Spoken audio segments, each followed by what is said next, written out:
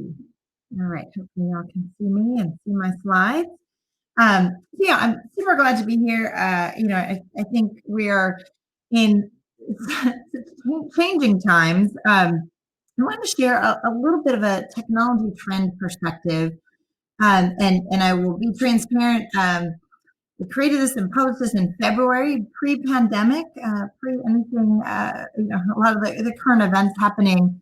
So as we go through this, I'll talk a little bit about, what we see as a vision. And I think, all of these things still hold true. But I'll also talk a little bit about, where things are accelerating or changing, or, the emphasis may have shifted a little bit, just given the acceleration and where we are today. So, thank you for the introduction, just to kind of make sense of that. For Accenture, we work with most of the world's largest global brands.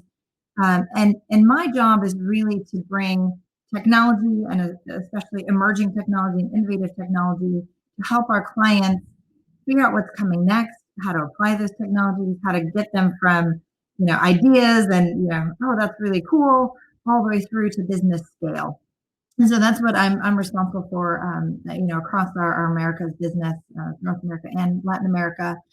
And so I'm super excited to just share some of these perspectives with you, and I'll save time for questions. I'll try to pepper in some examples. And so, I really wanted to start with an example out of my own personal life. We're here sheltering in place, and I happen to be fortunate enough that my parents are here sheltering in place with me.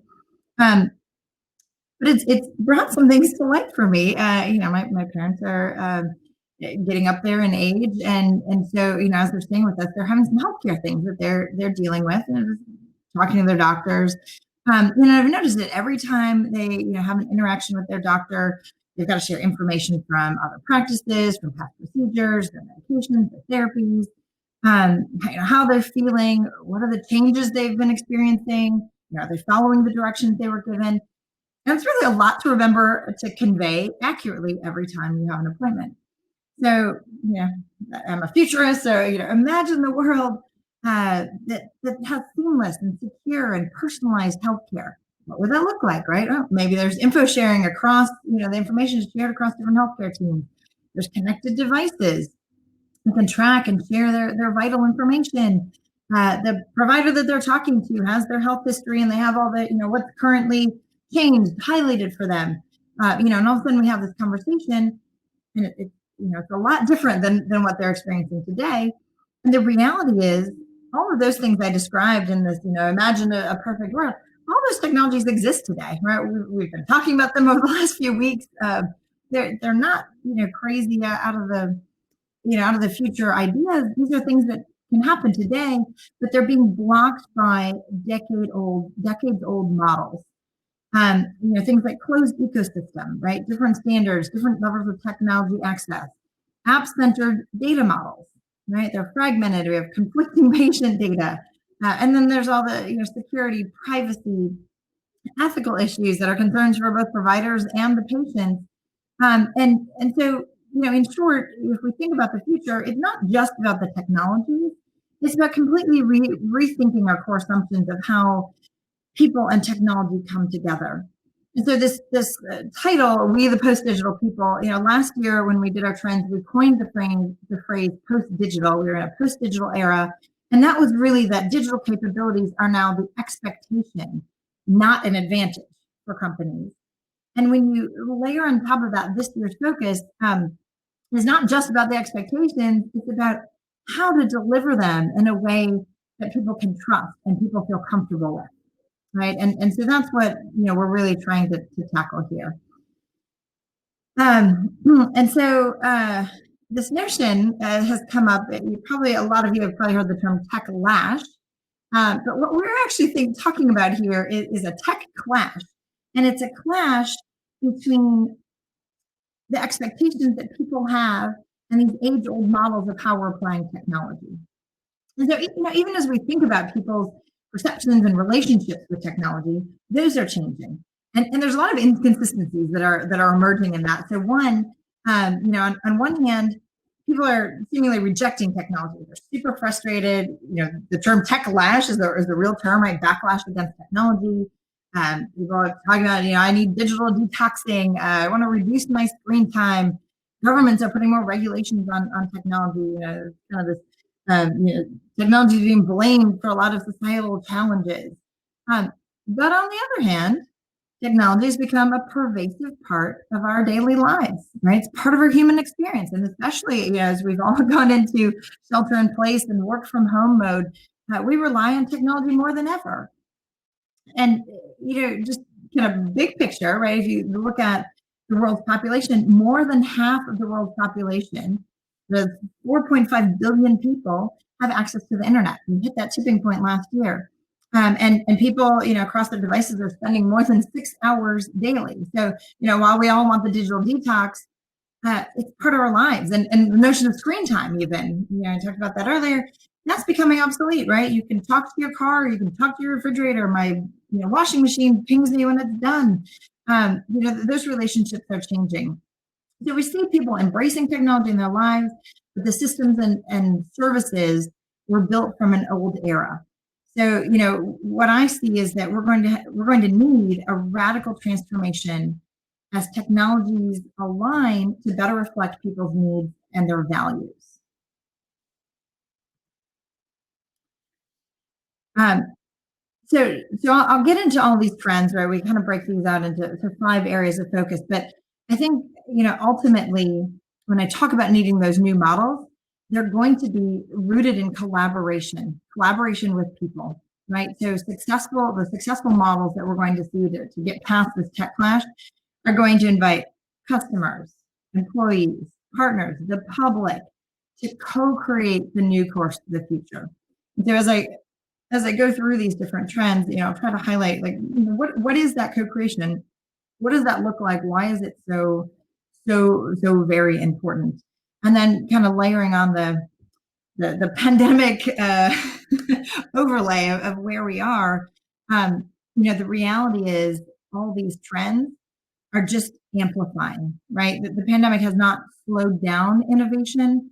It's amplifying it to historical levels. And I heard someone kind of throw out the notion that digital transformation has accelerated 3 years into the future in just the last 8 to 12 weeks. So things are moving faster. But in this rush to accelerate and move through technology, um, that need is only half the equation. And we're seeing people's values shifting during this time, right? And that means that these digital models are increasingly out of sync, right? And that's going to exacerbate that tech clash view. And so in the short term, we're trying to outmaneuver the uncertainty, and that's across all businesses, but it's not equal across all businesses, right? Some are changing in some ways, others are changing in other ways. But I think if we think about the long term, we really need to really consider how are we going to enable the models and how are we going to co-create those models to successfully rebuild and recover. And what's interesting about what's happening now is that because so many of traditional business models are being completely disrupted, it's an extraordinary catalyst for change. And models that we wouldn't normally have considered in the past, right? The cash cow or the main business focus, why would we change that? Well, maybe today that model is bringing zero revenue, right? Or that model is completely tanked or broken. And so it gives us opportunity to explore new business models, new kinds of services, but we need to do that in a way that we're co-creating and thinking about it from a very human perspective.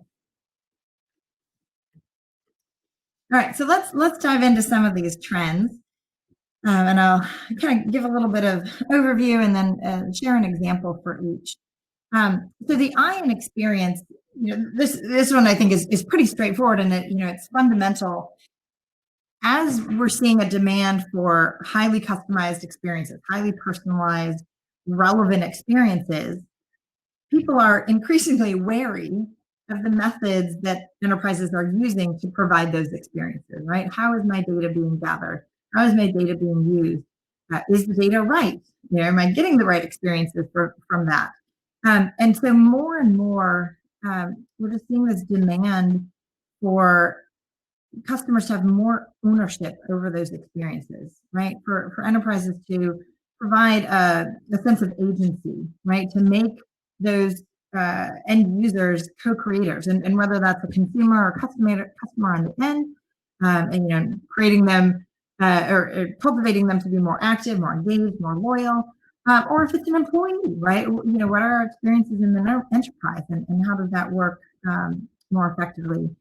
And I think there are technologies out there that are improving the way we can do that. We have, think about experiences. We now have 5G that can deliver them with much lower latency. We have extended reality, which can create much more immersive experiences. And so if you combine those with highly personalized and co-created, Netflix actually did an episode, Bandersnatch, where it was like choose your own adventure, right? And they had a few decision points that led to tons of different outcomes, and audiences loved it, right? And they've committed to do more of those, right? So that's a really simple example of how that might work. But we're seeing companies starting to embrace that. Okay, how do we get that input, right? And because of the tools of technology that are available today, it's letting us create those kind of choose your own adventure models.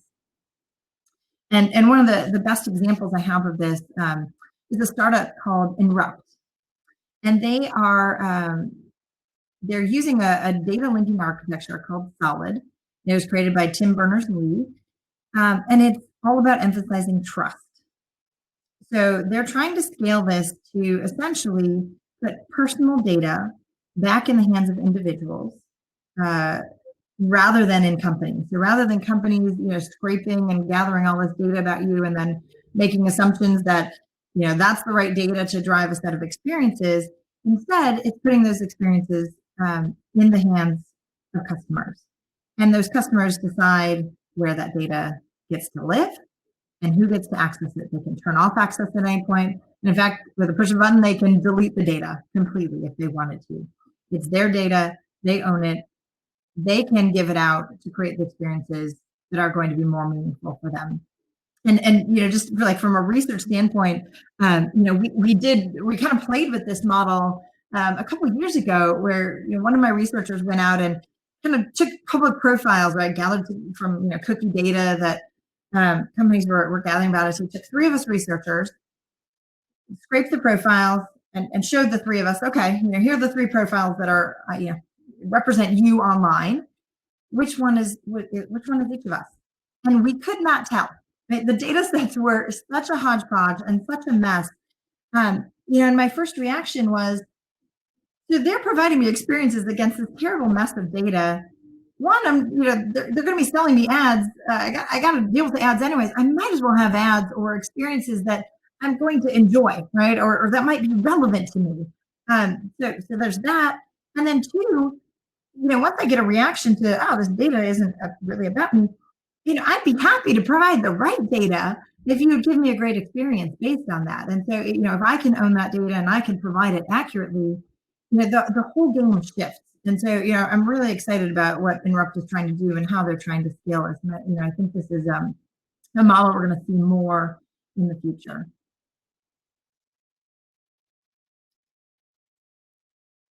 Okay.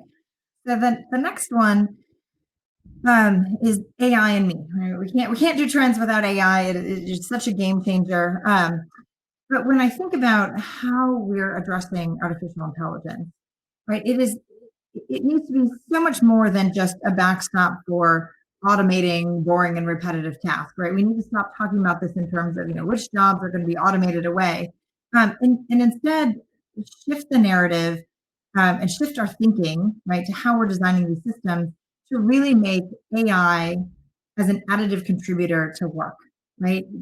AI should be a partner in the way we're doing this. And so, I think in terms of how we do that, part of it is context matters. And we're getting to the point where advances in natural language processing, computer vision can help machines understand context, people, surroundings, and then prioritizing explainability, right? Prioritizing a way to help ensure that people understand what information is being given to them, and they understand why that information was created. And in that way, then you can start to really reimagine how you design processes across the entire organization, right? From the way products are designed, the way you hire and train employees.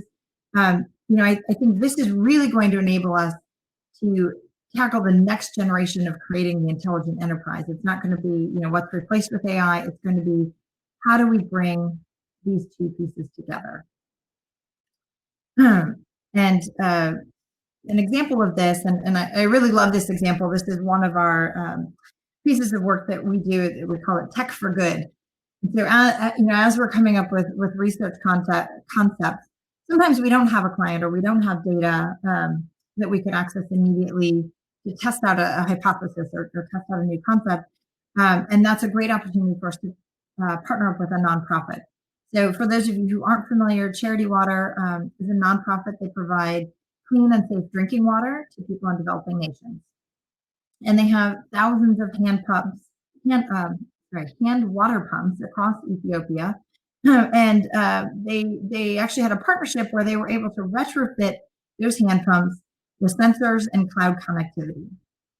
And what's notable about these pumps is that they're kind of central to village life, right? So, presumably most of these pumps will fail at some point over time. And when they do, it results in that community losing water until the repairs are made by the local technicians. And so it's a really big deal to have these pumps continuing to be up and running and to be able to maintain them. And so one of the things that we were trying to do in labs was to think about how could we use data collection where we don't have a lot of historical data, but we do have some current data, and combine that with human knowledge to create probabilistic models of water consumption that would help us at any given time really understand the probability of whether or not that pump was going to be in working function. And so what that does is it helped us better understand their network of pumps. It helped us understand how the communities were using those. And more importantly, it helped us proactively maintain those pumps. And so we were trying out this new technique around probabilistic programming to actually help lead to better decision making. We did it with this nonprofit, but I think what we've built there when we bring our clients through and really look across almost every industry, this resonates so well because you could think about this implying in any sort of industrial setting, right? And so we were able to test it out, but it's applicable in so many places. And the one thing I'll say, especially as we're kind of going through this pandemic, there's been a race around using AI to mine through useful data, right, to figure out what could we do around COVID-19. And historically, one of the biggest roadblocks for using AI, right, and creating kind of that teaming model was employee adoption. So I'm actually hopeful that in a way, all the ways that we're applying AI and using it that are kind of critical right now, hopefully that adoption sort of changes the game, right, and helps really ease people's concern about how we can partner up with AI to make better decisions and have better insights. And I think that's where we start to change the game from this AI plus human perspective. All right, next trend. This is a fun one. It's the idea of data burden, right? So if you've ever heard the term forever beta, means that a product is essentially always in flux. And as we move from companies selling just hardware to really selling hardware plus software services, right, or selling services that are have some hardware component but are forever changing, right?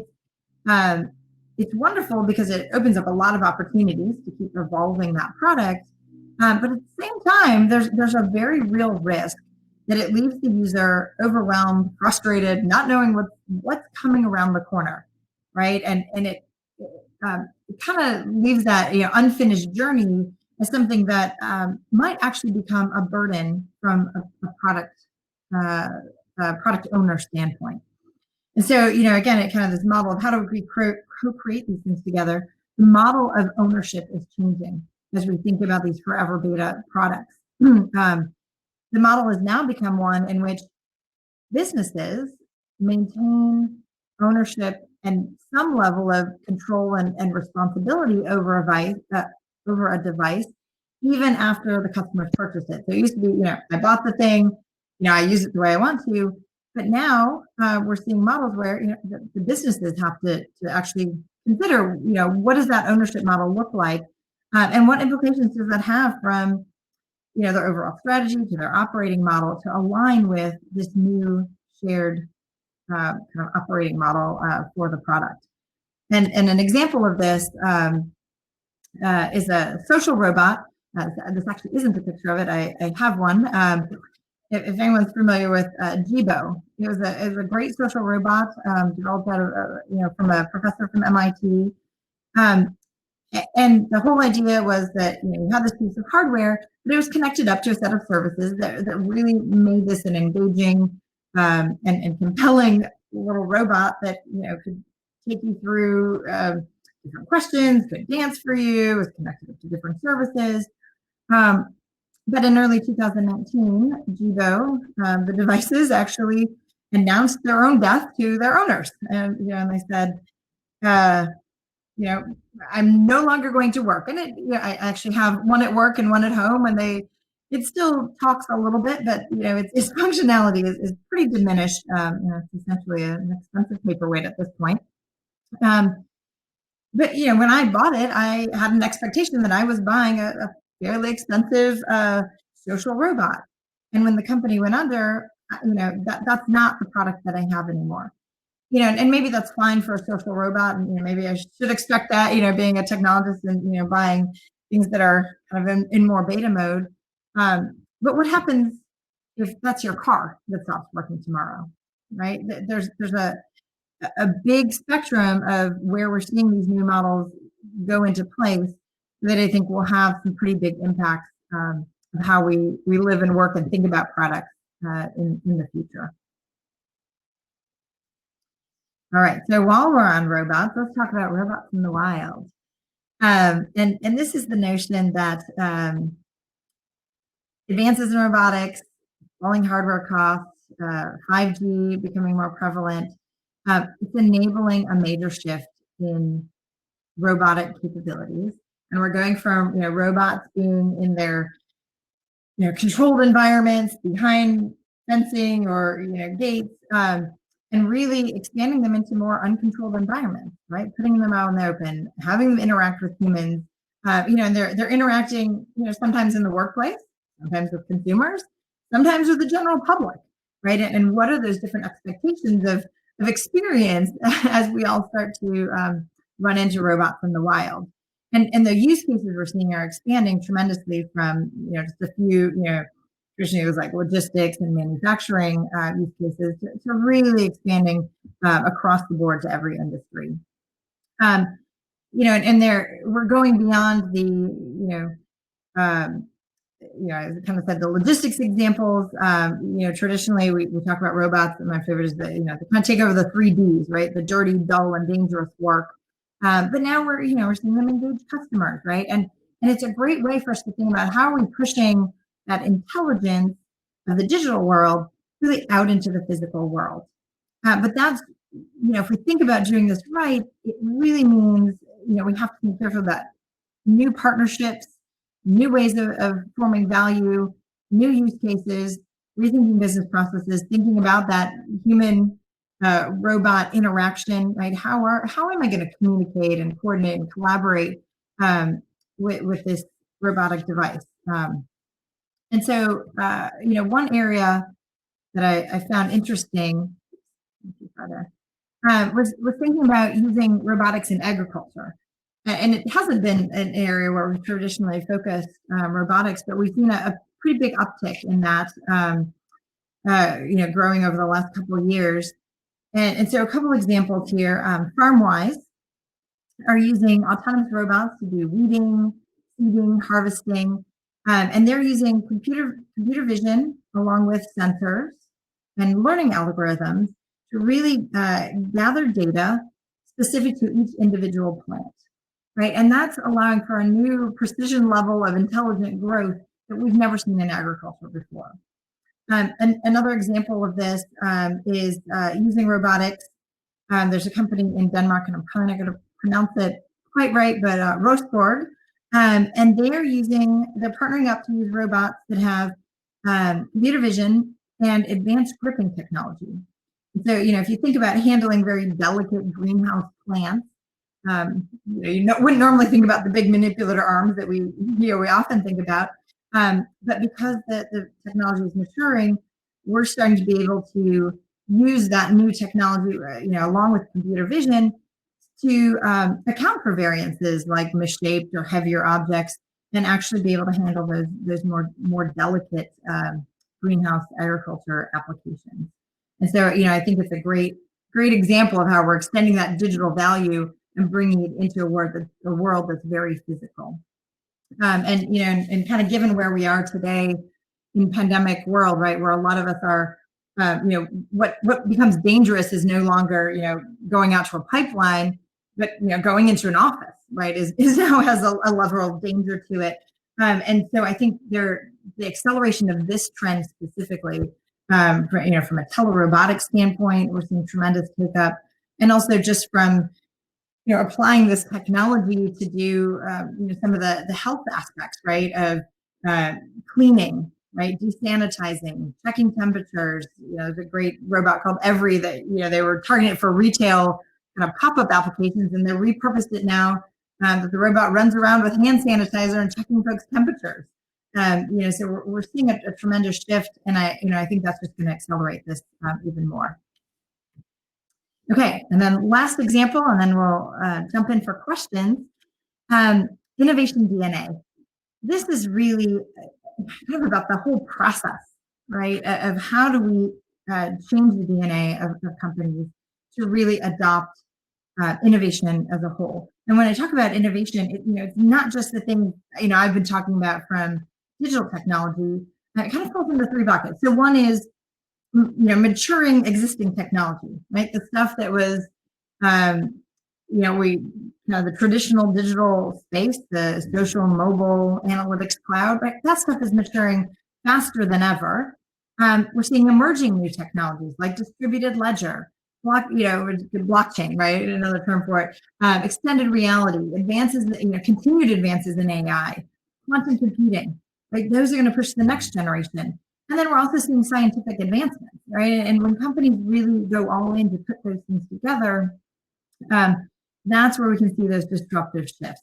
And so, I think when we think about the innovation landscape, it's not just about, how do we tinker and, build cool prototypes, but the real challenge is how do you bridge the gap to scale? And that's what I spend a lot of my time doing, is how do we go from incremental innovation, proof of concepts and piloting, to really jumping that bridge to radical disruption, large scale implementation, and really shifting a business, right? How do we use innovation to have an impact on the business? And that's, that's going to require that we have this constant injection of new skills, new technologies, new ideas. And so businesses need to think about new ways to partner, new ways to do innovation that we've never seen before, right? And so I think this is kind of the trend that brings them all together. Let me give you an example of that. Anheuser-Busch, if I say beer, what normally comes to mind? Anyone think of rice, sustainability, technology? Maybe not the first words that you thought of when you thought of beer, but I wasn't actually aware, but in Budweiser's recipe, which is 100-year-old recipe, rice is actually a key ingredient. And so they are partnering up, and they're using a combination of digital technologies that I talked about, both kind of standard and emerging, and scientific advancements to allow for progress in the area of rice sustainability. Right? So how are they changing the world in terms of sustainability, but how are they doing it for the betterment of their business? And so they've been partnering up with a company called Indigo Agriculture, which is using both microbiology and data-driven analytics to make agriculture more sustainable. So they're using microbiology to study bacteria, fungi that could be used as coatings to help plants thrive during, in harsh environments. So during drought, perhaps extreme temperatures that we're seeing more of. It's helping to coat the seeds and protect those crops to make it more sustainable. And then on the digital side, they're using data-driven decision making to support regenerative agricultural practices, and that's helping them to make better decisions and improve margins. They're kind of bringing those two pieces together. And the last thing I'll say about this is, it's yesterday's rules and expectations are out the window, right? We need to be bold with innovation. Reservations about being too experimental or you're changing too fast. I think we're in such a opportunistic time that let's all be bold, right? Let's drive new innovation and let's use technology to sit behind it. But so, if the time for transformation is now, you got to do it the right way, right? And kind of back to my initial point, as we wrap this up, we have to diffuse the tech clash, right? We have to get the technology strategy in line with customer expectations.